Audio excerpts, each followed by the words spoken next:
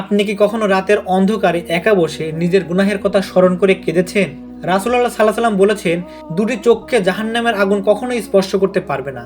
এক, যে চোখ আল্লাহর রাস্তায় পাহারা দিয়ে রাত জেগেছে। আর দুই হলো, যে চোখ আল্লাহর ভয়ে একা নীরবে অশ্রু বিসর্জন দিয়েছে। সুবহানাল্লাহ।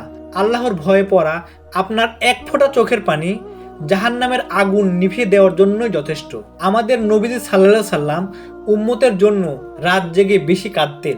তার চোখের পানিতে জায়নামাজ ভিজে যেত।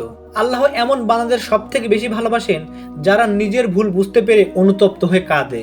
চোখের পানি অন্তরের মরিচা দূর করে এবং মনকে প্রশান্তি ভরে দেয়। এই রমজানের যে কোনো এক রাতে সবাই যখন ঘুমিয়ে থাকে তখন তাহাজ্জুদে দাঁড়িয়ে যান, আল্লাহর কাছে নিজের দুঃখের কথা বলুন। তিনি মায়ের চেয়েও ৭০ গুণ বেশি ভালোবাসেন।